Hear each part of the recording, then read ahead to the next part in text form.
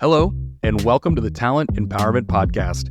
I am your host, Tom Finn, co-founder and CEO of LegUp. Each week, we journey into the minds of game-changing CEOs, executives, talent development savants, and successful leaders from a variety of industries. We dissect their strategies, explore their career paths, and uncover how they're fostering a people-first culture within their communities. Our mission, our goal, to help you love your job and supercharge your career. So let's get started and dive right in.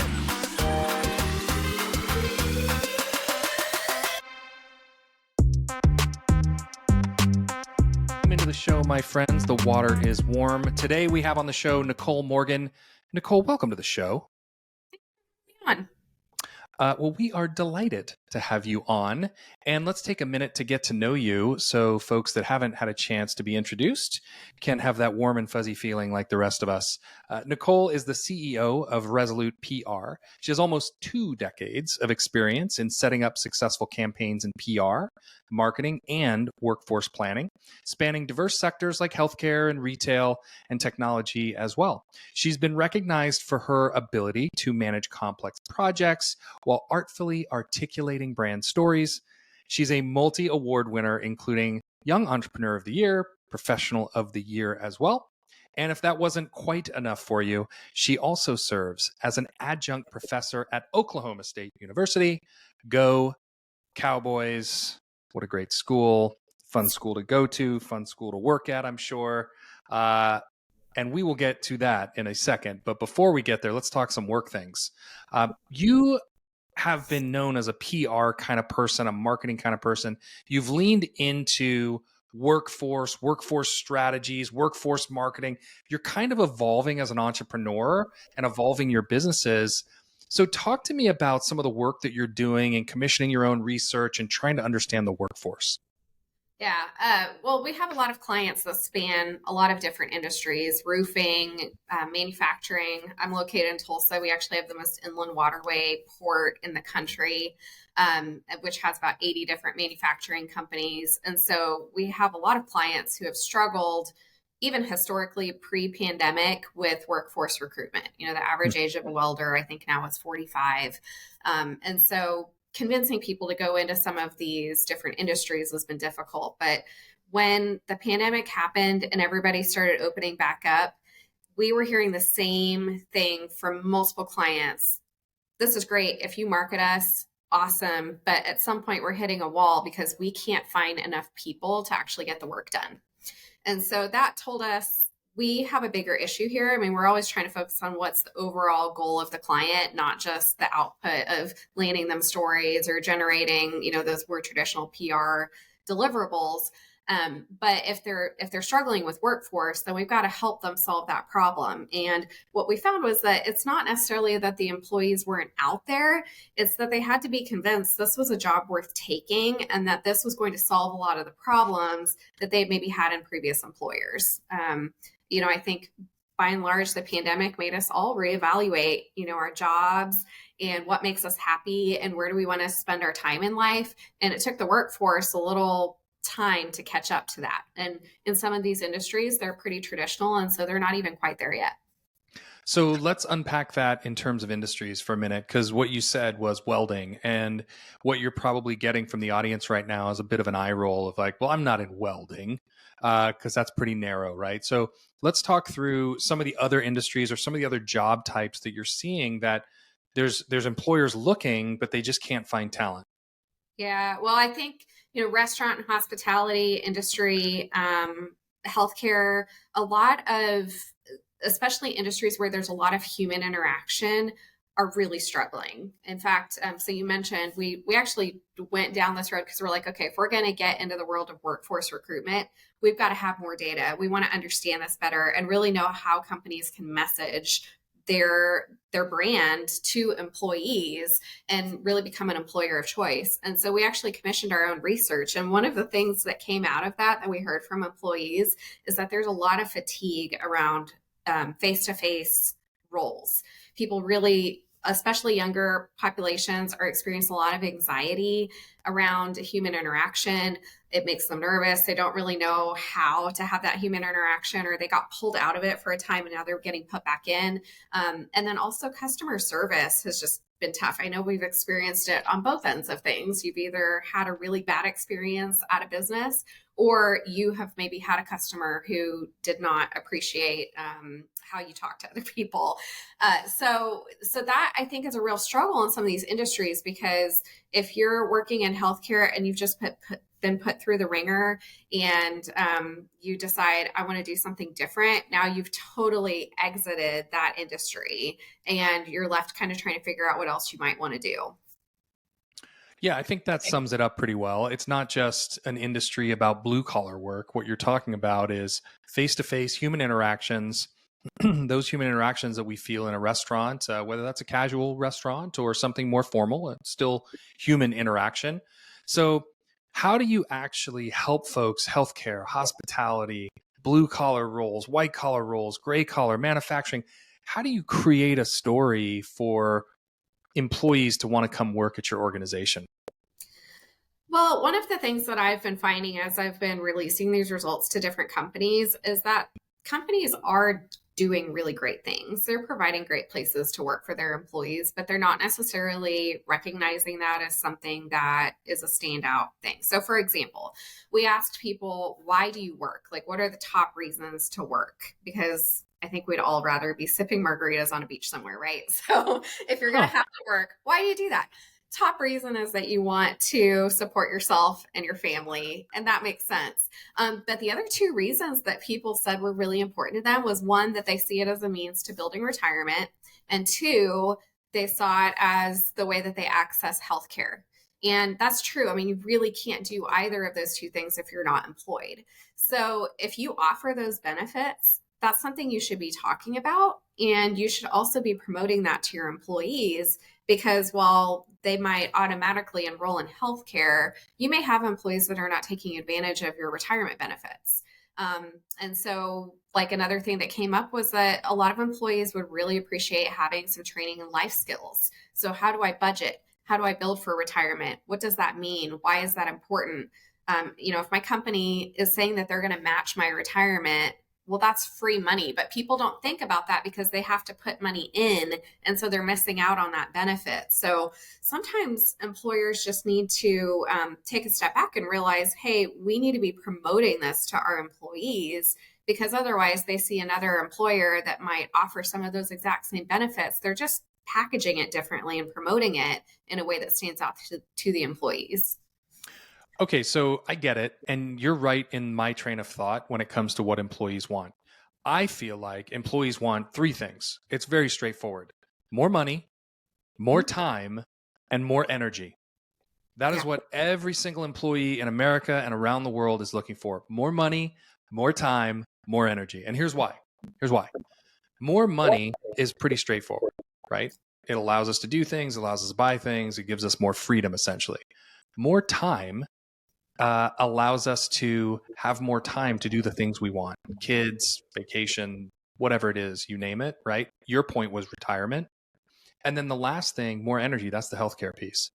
So more energy, more fitness, more health, more wellness, right? That feeling that I can get up in the morning and conquer anything has something to do with your health. And so all of those things fall in line with the way that I'm thinking about the world too, Nicole. So let's take ourselves out of this, though, because it's not about you and me. What you said, though, is pretty generic. Let's be honest. We want to make more money, we want to have a good retirement, and we want medical. I mean, I don't know, 9 out of 10 employers in the United States will give you all three. Mm-hmm. So how do you separate yourself as a workforce strategist? How do you separate from the noise? Yeah, well, so I would say that those are the basic things. And if you peel back all the layers, at the end of the day, that's the stuff that's really important to people. But then, there are all of the other benefits that companies can provide that they're not necessarily thinking about. So kind of back to your original question about these different industries. A lot of these industries are very traditional in how they've approached work. It's a typical, you work your shifts, you work this many hours a week, you're going to have so much in overtime. blah, blah, blah. Well, one of the things that came back was that 48% of the respondents said that they're looking for remote work. Now, how do you do that if you work in healthcare or you work in hospitality? That's a job that really doesn't allow for remote work. There was also a lot about flexibility, the need for flexibility, the need to have more time, the desire to get this, have a no questions asked personal day off per month.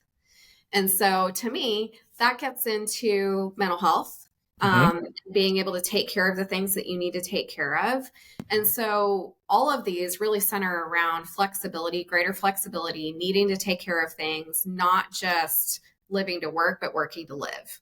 So, so companies are really having to think about, okay, well, how can I offer some of those benefits within the environment of how we work, because we still have to get the things done. We still have to produce things. So maybe it's things like offering the opportunity to trade shifts with someone. So now maybe you're working more shifts within 3 days, but then you get, additional days off on the back end of that. That provides more flexibility to people. So there are a lot of things like that people can do that they don't necessarily cost the company any more money. It might be more logistics, but you're meeting a need that people have and a desire that people have that maybe wasn't as prevalent before. Yeah, look, the pandemic did a lot of negative, but it also did a lot of positive. And I always like to look at things, both sides of the coin, right? And the positives are the employer voice had to turn around and kind of listen to the employee voice. And what I think we've seen is employees standing up and saying, give me a little more flexibility. Like you said, give me a little more time to get my life taken care of outside of work hours. And there are employers that are doing the 4-day work week where you can move some hours around and work 4 days. There's some science behind that it really can work in terms of productivity and also in mental health and sort of decreasing anxiety. What's your take on the 4-day work week? I think it depends on the company and how you work. So in my industry, we're on 24/7. I mean, at any moment, we could have a crisis situation, and we're PR people. So we have to be on, we have to be ready to take the call. So could we scale back to being in the office physically 4 days a week?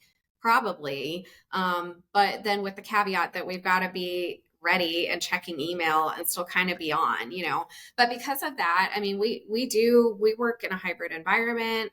We, took the whole week off between Christmas and New Year's. We have a lot of flexibility, unlimited PTO for our employees. We're able to provide that because of the way that we work. For other companies, I think it's just kind of a numbers game. Like, what can you afford? Because for manufacturing, it's all about those man hours and having someone there to push the button and make the widgets. And if you have people shift to a 4-hour work week, then that could be difficult. However, I think those companies need to be open to it. And so maybe you can't do that for everybody, but you could do it for some people. And what we saw was a lot around women in the workforce and the caregiving roles that they're having to take on, not just for young children, but also for aging parents. And having that extra day of flexibility could be the game changer in them being able to get into the workforce. Whereas right now, they're not able to juggle all of the things. And so they're not entering it. They're sitting out until they can get to a point where they can enter again. So it's really complex, and it's based on industry, and it's based on where you are, location. And I would venture to assume that it's also based on leadership style, because not all leaders are as forward thinking as you are. So what do you do when you run into that old school boomer mentality? Doesn't have to be boomer by age, but could be boomer in the brain, which is, get your cheeks in seats in the office. You're in here from 8 to 6 every day, Monday through Friday. Wear your collared shirt, tuck it into those slacks, and make sure you got dress shoes on. What do you do with that? Yeah. Well, it's interesting that you say that, because I've definitely encountered the CEO that says, well, back in my day, if the boss didn't talk to me, then that meant that I was doing a good job. So I don't understand why I have to go talk to people all the time. And they're just like about it. And the thing is, they want transparency. They want you to talk to them. We actually saw in this research that people want quarterly reviews because they see that as linked to opportunities for bonuses and advancement. They're kind of sick of this ambiguity. Like, why did so and so? Why did Tom get promoted, but I didn't? They can't. They're just kind of sick of that. And so if they see a job description that's really clear about these are the expectations, this is how you're going to be measured, this is what success looks like, and there's regular feedback into how you're doing and how you're progressing in that role, that's really important to people. So when I explain that and I can show the data to a CEO, I see it's going to be a transition for them, and it's a very different way of managing. But the thing is, people have choices about where they work, right? Like, you could work remotely and work anywhere in the country or the world if you wanted to. So for those employers that don't change, you're just going to have that much harder over time finding people. Yeah, I love how you said for those employers that don't change. And the reality is, it's not the employer. It's not, let me pick on someone. It's not Coca-Cola. Okay. It's not that Coca-Cola isn't a person. It's the manager at Coca-Cola who runs the Southeast region who's hiring and managing in a particular manner, right? It's not the brand. It's those humans that need to either be replaced in leadership or kind of update their skill set. Wouldn't you agree? I would challenge you a little bit on that because, I work in the PR and advertising world, and the stigma of, having to like work all night and hit the deadline and putting all that creative energy into a campaign and just the grind of having to always be on and in it is very real. So, sometimes it can be a bad boss, but sometimes it's just the culture of that industry that I think needs to change. So, and I would say the same thing for some of those manufacturing companies. The culture of this is your shift and you have to work and you better be ready to do overtime, and construction, for example. This never occurred to me, but a lot of those positions are hourly, and so if there's inclement weather, they're not working, which means they don't get paid. And I talked to a construction company that said, well, yeah, our employees don't get paid if there's inclement weather. And I was like, why? I mean, even when I worked an hourly job in high school, I still had PTO, or there was some mechanism to be able to fill that gap. But they're like, well, this is just how the industry is. And I think, well, why don't you be a thought leader and a change maker and do something different? Yeah, that's an interesting one. I don't know that many of us have thought through cold weather and not being able to get paid on that particular day, right? But it makes total sense. Right. If it's snowing outside and you're working in concrete, you're likely not going to be digging that hole today and fixing that electrical box, whatever it is. It's probably not going to happen on that day, and you're not going to get paid. I mean, these are the different components. So many different ways to look at the workforce and jobs and how we do this. Is there a silver bullet? Is there a way to create the right culture across all industries?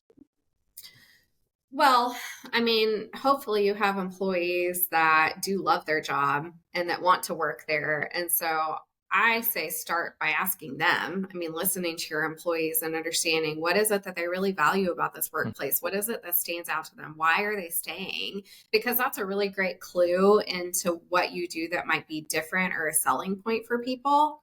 Um, Obviously, it's going to be different for every company. And the other part of it is not everybody's going to be able to hack it in the environment that you have. Not everybody's cut out to work in an agency and the multitasking that goes into working in my job. But, some people really thrive in that environment. And so just being really clear about what the culture is and making sure that people know what they're getting into so that they're not surprised would be two things that I'd say. Yeah, culture is such a big component of our lives in the work world, and you've got to find where you fit based on who you are as a person, and make sure that lines up with the organization that you're joining, for sure. But I want to switch gears for just a Oh, second, and I okay. want to take you down a different path here, because we're talking about workforce, we're talking about industries and businesses, and which is cool, but I want to kind of get to know you a little bit and get under the hood here, because you're an entrepreneur. You've been doing this quite a while, And so I want to know, like, what are some of the choices that you've made over time that really make you who you are? Hmm. Um, well, first of all, I never planned on starting a business, so that was a surprise to me. Maybe I would have done a little more research, maybe taken like some business classes. I mean, I knew PR, I knew marketing. I didn't know anything about running a business. But I will say that I've always been pretty okay with admitting when I'm outside of my comfort zone and outside of my depth of knowledge. So I have no problem saying I need a consultant for this, or I need to hire someone to help me with this. Where I've seen other entrepreneurs maybe get a little in over their head when they try to do it all themselves. They think they have to have all the answers. And I've made a lot of mistakes, but I try to learn from them and try to bring in expertise where I need it. So that would probably be the biggest thing that I've learned. HR being one that I just really didn't have any experience in. Look, that is a absolutely pro move right there, Nicole. I mean, that is the entrepreneur's uh, most important arrow in the quiver, which is when you don't know something, it's okay. Yeah. Just go find somebody that does know that and let them teach it to you and speed up your learning significantly by paying somebody to do it. Yeah. I mean, I think back to when I first started and just that need to feel like I'm an expert. You should hire me, like projecting confidence so that I could get past that entrepreneur newbie narrative. And I think it's really easy to fall into that because you have to come in confident when you're trying to land business and to get people to buy into what you're doing. And you can get a little inside your own head on that because you're afraid to say, hey, I need help here, or I don't know the answer to this. So I would just definitely encourage any of your listeners who are going through that it's okay. So, what makes you different then, outside of asking for help when you need it? What makes you different as an entrepreneur? Um, oh, that's a good question. As an entrepreneur, I would say I spend a lot of time, and this is probably, I have the benefit of knowing the value of thought leadership and the value of promoting yourself. It's not something that comes naturally to me, but I spend a lot of time just pushing myself out there and getting visibility in different industries or different avenues that I know are going to connect me with people who need my service. Um, we've had people who have hired us who think, well, I've hired a marketing firm, so they're going to take care of that for me. But the reality is, you as the business owner are really the best person to do that. So you've got to be willing to get out there and to be able to talk about yourself and to just kind of be a little shameless in promoting yourself. So I don't know that makes me different as an entrepreneur. But again, I feel like this is an area where people sometimes it shocks them and surprises them that they have to be willing to get out there. What's the hardest thing you faced in your journey? The growth. I mean, once we really started taking off, growth is expensive and it's scary and it took me by surprise. And so all of the things that came along with growth were all of a sudden I'm managing a lot more employees than I started with. I'm hiring faster than I would like to. I'm trying to maintain a certain quality of work for our clients. Then you feel like you're taking on clients just because you have to pay for the people. I mean, it got very cyclical, very fast, where I felt like I was in over my head. So that was probably the hardest. But once I got over that hump and I realized, you know what, I don't have to go this fast. I don't need to. I don't want to. I don't even know if I want to be this big. And I need to kind of take a step back. And someone said to me, you need to throttle back. You need to quit just going forward and charging forward, but just throttle back and like take a minute and think. And once I did that, that really helped me kind of wrap my arms around it again. And now, we're bigger than we were back then, but I don't even feel it because I just feel like I have a better handle on who we are and what we're trying to do. So, what do you say to the hard charging type A personality who would listen to that and say, Nicole, that's crazy. Come on, more is better, and more and more and more and more is better. More is better if it's the right client, if it's a client who actually pays you what you're worth. More clients that pay you teeny tiny amounts. A lot of times those small paying clients are way more high maintenance than the big paying clients are. So more clients, not better. More money, better. But less people paying you more money, even better. So yeah, I get you. And there are definitely places for you to channel that energy. And maybe it's more activity where you're promoting yourself or writing more blogs or posting more on LinkedIn and doing the things to get in front of the right clients. But more clients is not necessarily better. Yeah, agreed. And more clients can lead to more people, like you said. That's what Nicole meant by it gets cyclical really quickly. And if you're growing and you have just enough revenue to hire that new person, now you're not putting a lot of cash in the bank, right? So you're running at thin margins because you had to hire somebody for 60, 80, 100, 150 grand, whatever the number is. And they're supposed to be an expert and provide more productivity, but they likely don't provide more sales. Right. Yeah. So it's this give and take of how much more revenue do I want versus how much do I have to pay people to support that revenue. Mm-hmm. Yeah. And, the other thing that I learned, because when I first started the business, I mean, I bootstrapped this thing. I didn't go and get a bunch of investment or anything like that. So I was looking at it as like, I'm just going to take the money that I need. As long as I can survive and I can pay my bills, then I'm good. I don't need any more than that. Well, after 5 years of that, you're kind of going, this is a ton of work and I'm getting paid peanuts. And someone told me, Nicole, you have to be, when you're building your budget and you're looking at your forecasting, if you're not putting a decent salary for yourself in there, you're never going to get it because you're going to think, oh, well, I can pay this person more, or I can go ahead and hire that other person because we're making money, but you're not paying yourself. So that I think was a changing point for me too, where I said I need to pay myself like an employee, not like a bootstrapping entrepreneur, because we're beyond that point. At some point you grow beyond it. Yeah, well said. And those are not fun days some days. Actually, I'm going to take that back. They're incredibly fun. It just doesn't show up in your bank account.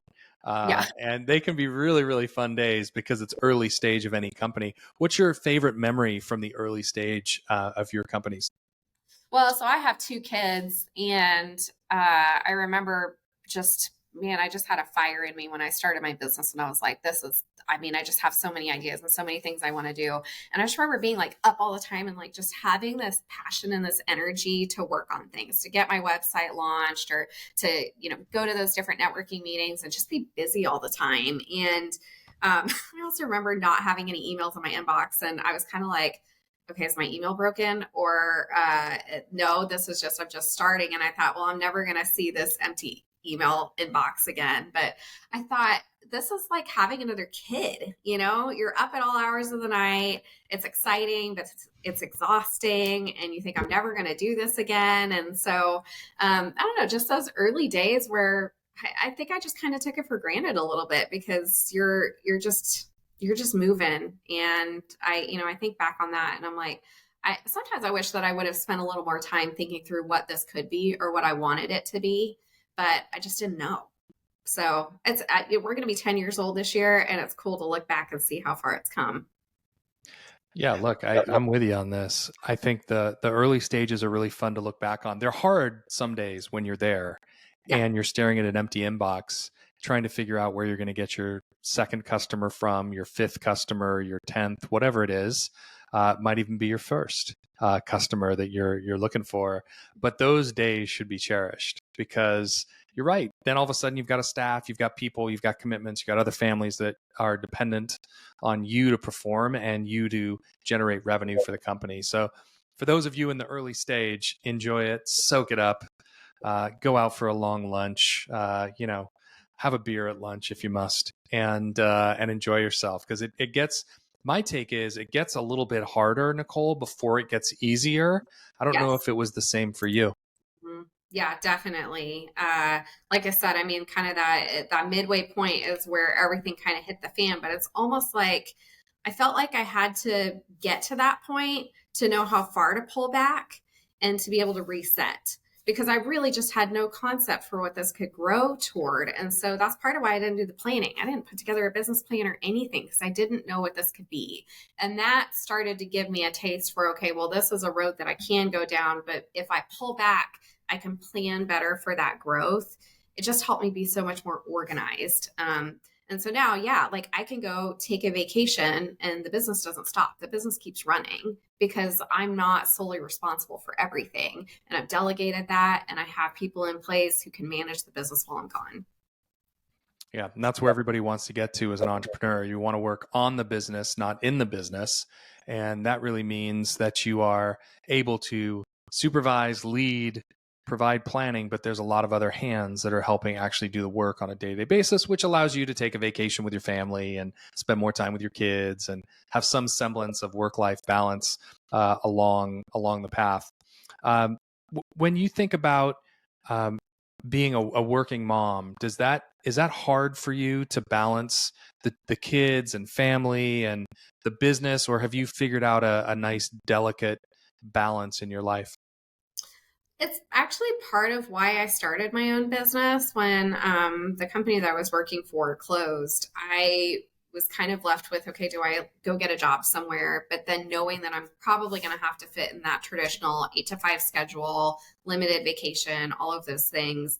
Or do I try to do this on my own and actually have the flexibility to be able to be there for the school play or to go pick them up from school or whatever that might be? And that's the option that I chose. And so that's a part of why, as a company, it's been really important to me to have that flexibility and to be able to offer that to my employees, because I really cherish that. And I think of the things that I've been able to be there for that I wouldn't have been able to in another environment. So, there are times that I have to miss things. And especially as the business grew, it became less possible for me to do that every single time.